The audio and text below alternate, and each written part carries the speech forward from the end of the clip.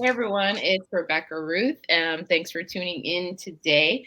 Today I have another awesome creative with me. I have Joseph Cartright. How are you, Joseph?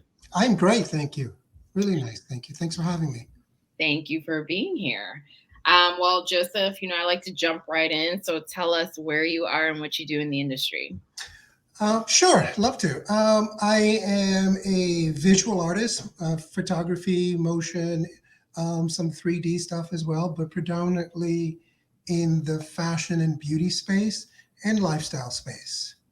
And it's started expanding now also into the travel space, travel tourism space as well. Yes, because I Cool. think, yeah, it's a good move.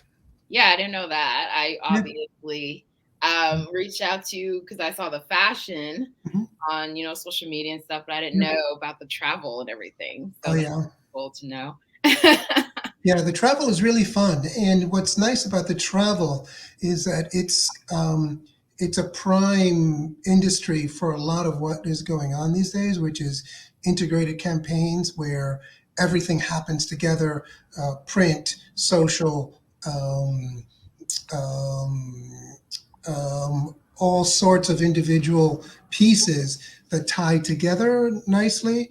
So, and I mean by that is that in a travel campaign, we can tie in a hotel, a fashion brand, a, a restaurant, a gallery, many different things, many different industries can be tied together. Sorry, my dog is being an absolute monster today. Fine. Um, um, so it's an opportunity to tie in different brands and then use that collective funds to create a larger campaign. Awesome. I Yeah, like it. Yeah. yeah. So how did you get into photography and then like specifically fashion photography? Uh, I got into the industry maybe about 15, 16 years ago. I was doing music, music production, artist management. We had a couple of recording studios, pretty big recording studios. And we were managing a bunch of bands, producing some stuff. And I just got bored with music. I got bored with it. I didn't think it was going in a direction that I wanted to be a part of anymore. So I wanted to change. And I thought maybe, photography has great creative potential, but it's also very technical. I like technical things. So I tried photography, and that's been a thing since. Yeah. And what made you specifically choose the fashion industry, fashion photography? Stupidity, mostly. This seems easy. And I will say, I got to be honest with you.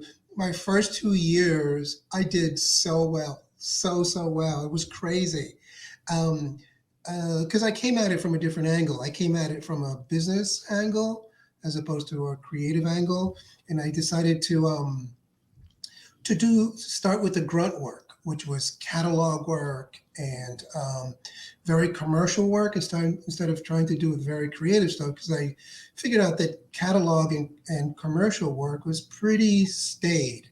You do it, you set it up, and things don't change much, and the clients come back simply because you give them exactly what you want, which is what you gave them the last time.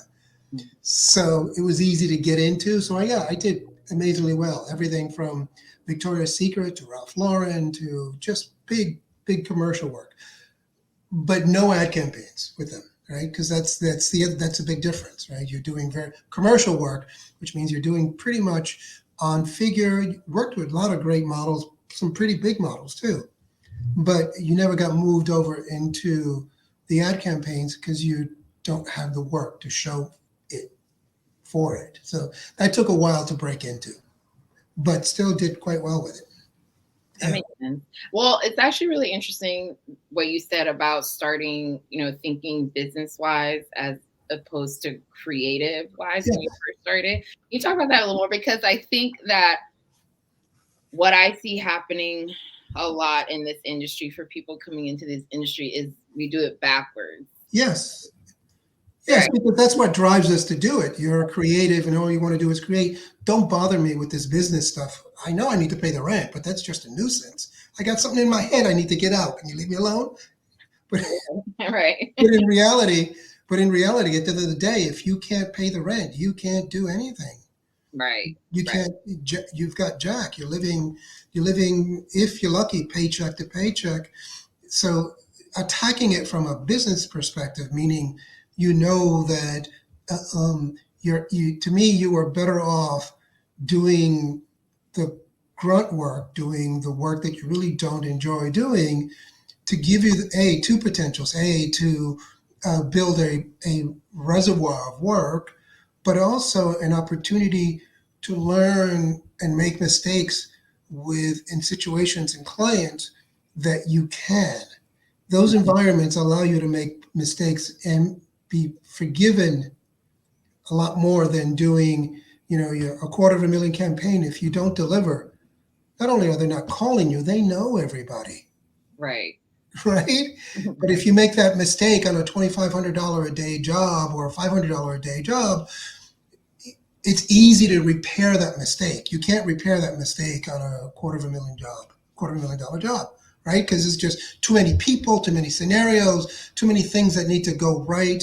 On a smaller job, you can make a mistake and go, okay, I'll reshoot that for you for free. I'm sorry, I didn't understand what you meant by green. I thought you meant that green, but okay. Yeah. Yeah. Yeah. So yeah, it's good. It's a good way to start. Start with trying to stay in business. I don't know if you know this, but the average lifespan for a photographer is 3 years. I did not know that. Yes.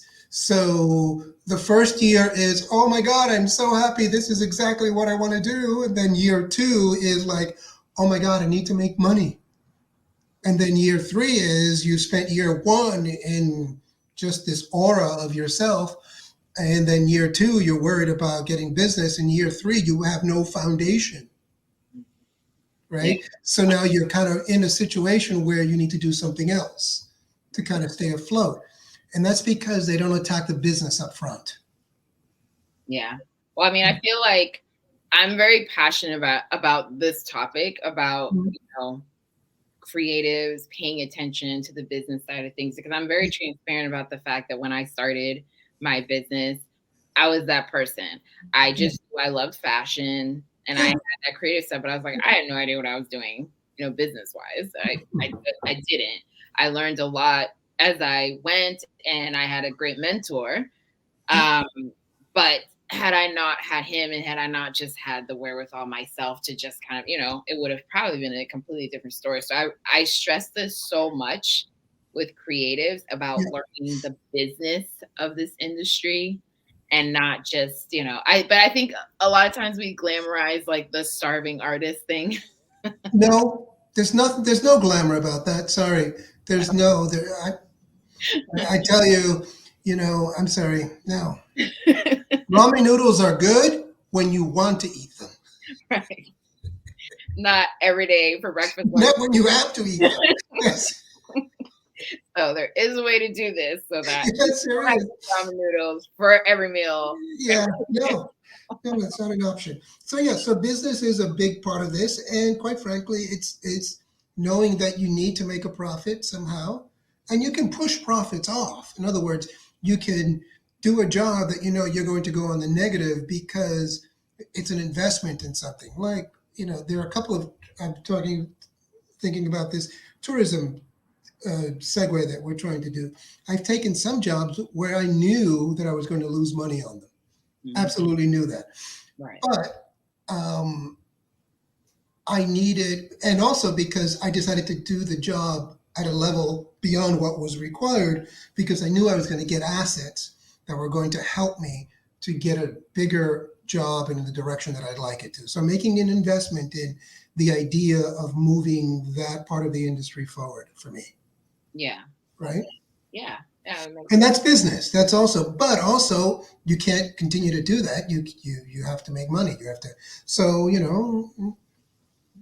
I take a job that I really don't want to do. And I wouldn't say really don't want to do. It's just that if I had my choice, I take another job. So, like, how long did it take you to get to that point where you had choices? Oh You my God, it's up and down. Yeah, it's Uh, still. Yeah. Oh yeah, it's up and down. Well, for the last 2 years, it's like, oh my God. It's like it was during COVID. Uh, I had two major clients. Mhm. L'Oreal is my biggest client. L'Oreal went from being providing me a really nice, comfortable living to almost no work, Mm. and that's all for COVID. Um, it's starting to pick up again finally, and then everything else that we do, because of COVID, a lot of it transitioned to simple, quick work that what we do isn't made for. So we had to transition into that as well. So we started doing different type of work that we normally wouldn't do. Um, you know, Fast paced, simple work, less post production, less pre production, shoot it as we go, tying in multiple things into that shoot that it wasn't customary for us because they needed far more assets that was typical because it's social and you have to feed the beast and that beast is hungry. Right. Yeah, yeah, yeah. Interesting. So, I'm not a photographer, so I don't Mhm. know anything technical about Yeah. photography or anything like that. But I always like wonder, just maybe in simpler terms for people like me, like when you're doing fashion photography versus travel photography, tourism photography versus still life, what are the Mhm. major differences there? What are you doing differently? Well, it's what we're trying to sell. So I do a lot of beauty as well, and people don't understand really what beauty photography is because they see it and it's a portrait. They see what they see is a portrait. In Mhm. reality, it's nowhere near a portrait because a portrait is you're trying to sell the essence and the character of the person that you're seeing. That's what you're trying to sell. Mhm. You're Mhm. trying to sell that human being, their essence. So great portrait photographers, really amazing portrait photographers, have a way of having that come through. And I'm not talking about headshots. I'm talking about just really, and those can be too, because those are quite critical for the industry. But you can just see that something about that connects with you, and you can resonate with who that person is. That's what they're selling. Mhm. A beauty image, you're selling a product. It just happens to be on somebody, Right. right? And then you're selling a product. And then the thing with beauty is that the canvas is tiny, tiny, tiny, tiny, especially makeup beauty or hair. The canvas is usually very tiny. So you have to be extremely creative to do something new and different and exciting. You know, Nowadays, eyeball retention is worse than it's ever been, right? So Mhm. you really have to create something that totally stands out, and it still can be received. It has to stand out, but yet has to be receivable all at the same time. Yeah. So I love beauty mostly because of that. It's a great creative self competition. Yeah. Yeah. I can see that. I think when I was looking at your Instagram page, I think Yeah. the shots that I was the most like that I went to right away were probably a lot of the beauty shots, actually, now that I think Yeah. about it. So that Yeah. makes yeah, that makes sense. And in fashion, the thing with fashion, of course, you're selling clothes, but it depends. Are you doing brand content or are you doing product content? Those are two different, very different things. To most people, they don't know it, but in reality, they do know it. They absorb it differently, but they don't know why they're absorbing it, right? So, if it's a branded content piece that you're trying to create, you're not truly trying to sell the product. You're trying to sell the brand that has a certain vibe and feel and essence to it. Then you associate the fashion to it. So just like magazines, right? Right. The thing with magazines is that you just wouldn't go and pick up any magazine. You pick up a certain magazine because it has a certain vibe about it, a certain style, a certain look. The content speaks to a certain essence that Right. is true to that's basically branded content. Right. as opposed to doing product content. It's really about making sure that the product looks great, that the model wears it well, that it moves well, that it's captured well, because you want to see the product. Those are two different shots. Branded content can be very creative, very, very creative, because you have to always try to do and think about the emotion and think about the vibe and think about what the viewer is going to absorb from the image. Our product content, all you really want to do is make sure that the viewer sees the product and hopefully sees themselves in that product. Mm-hmm. Yeah. Yeah. And then there's editorial, of course, which is a whole different world. Yeah, that one I understand a little bit better, but yeah, editorial is completely different. Yeah. Well, yeah. You mentioned magazines, so I want to talk a little bit about your work with Livid magazine, Yes. correct? Yes. Yeah. How long have you been working with Livid magazine? Livid magazine for about 7 years. Creative director for most of that time. I came on just as fashion consultant for a little bit, and they asked me to come on as creative director. It's been amazing, actually. Yeah. It's a beautiful magazine, amazing content. It's really street conscious content, but has a luxe vibe to it, which is great. And it's always well received. And we managed to do not just fashion, but it's culture, it's art, it's travel. We do a section, I run a section for Living Magazine called Culturally Speaking, Mm-hmm. which is just that. The idea is that we travel to certain parts of the world, a city or a country, and we basically blanket it with everything to do. We'll do fashion shoots there, hopefully with local designers. So our objective usually is to per issue to get about 4 full spreads, fashion spreads. We'll do beauty spreads. We'll do hotel reviews, restaurant reviews, gallery reviews, and then we'll go out and do street review and kind of bring the whole thing about that country or city, culturally speaking, everything about that culture that really is of its essence. And we've done so many beautiful places. I love that. Yeah, so great. Love that. What have been some of your locations, some of your trips? Vietnam, Cambodia, Costa Rica, Cuba twice. We had to go back because it was just so amazing. Paris, Seychelles, Mauritius, Morocco, and this year we haven't decided on our direction. And believe it or not, Ukraine was on our list. Oh, wow. And we're going. I don't know what we're going to, but as soon as we can, we need to go because there's got to be something worth covering some way, somehow to do something there. And I'm sure there is. And that hopefully that situation just gut wrenching, but that situation hopefully will get resolved soon. But yes, but things like that, it's a fun project. And you get to meet a lot of great people. Right. Make a lot of friends.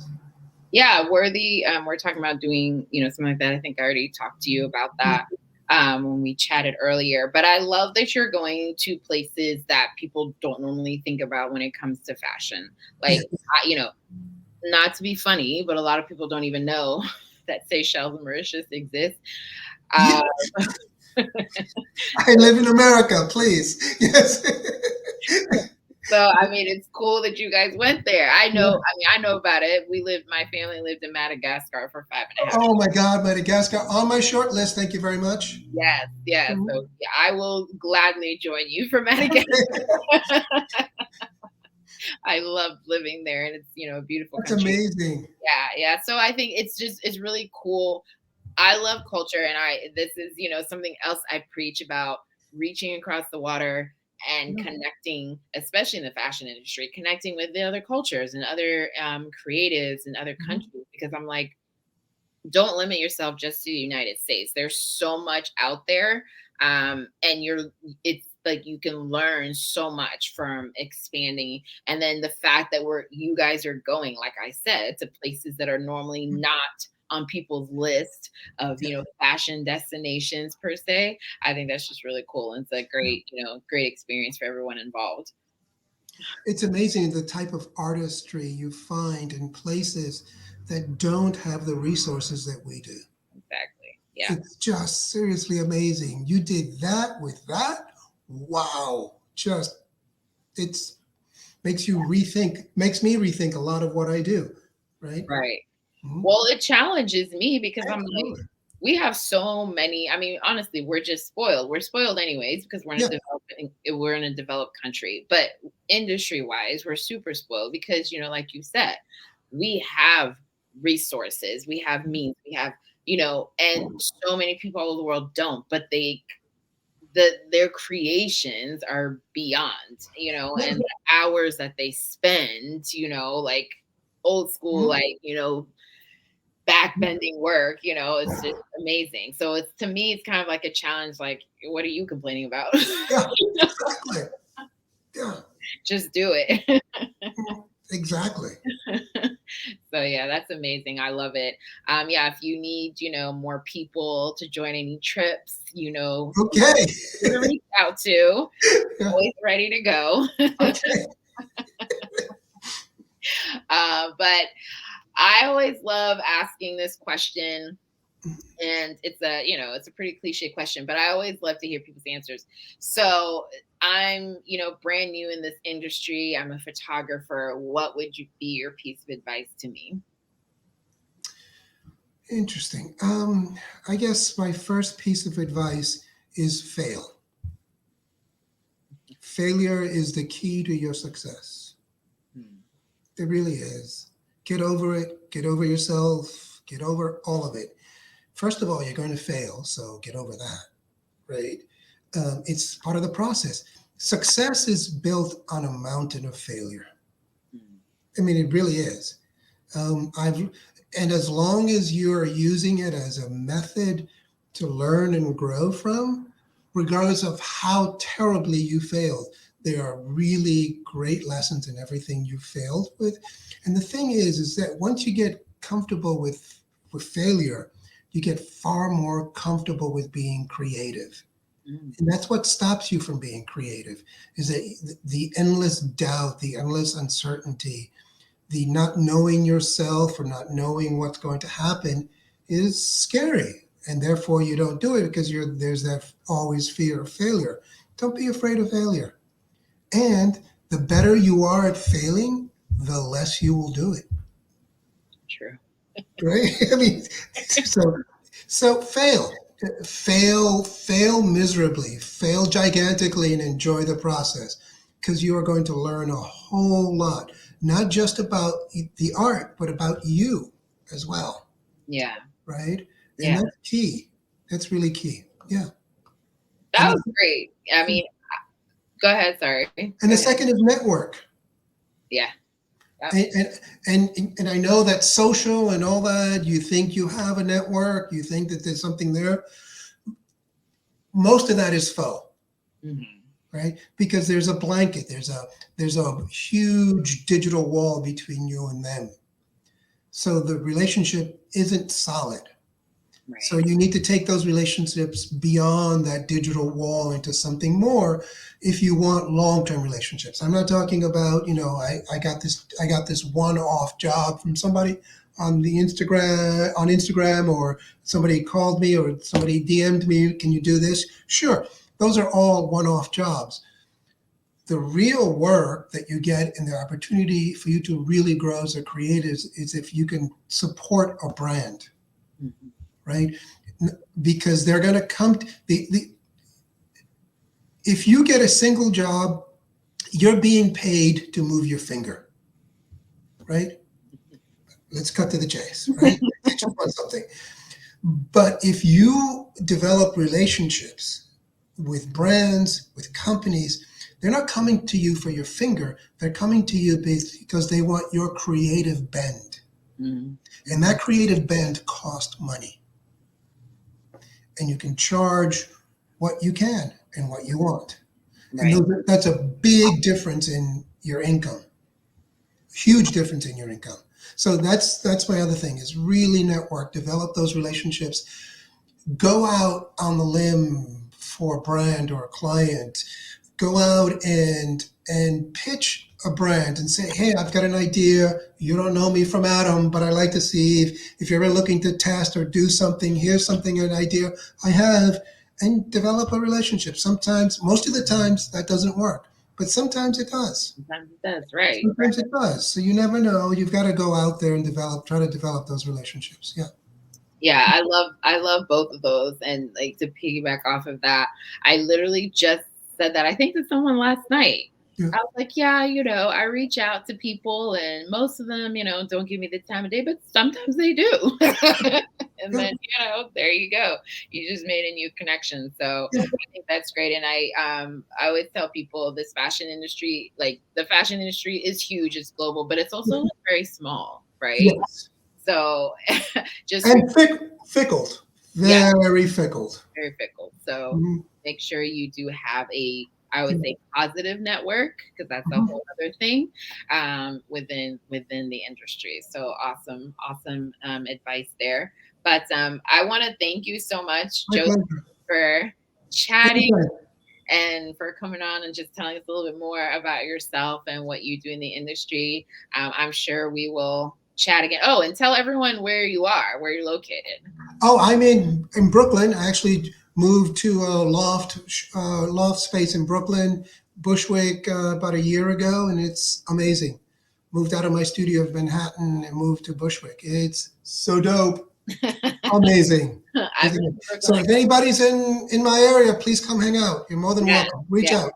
I've been there a couple times, and yeah, Yeah, definitely now I will definitely look you up when I'm please. back in New York. That would be great, Rebecca. Thank you. Thank you. Anytime. I'm available anytime.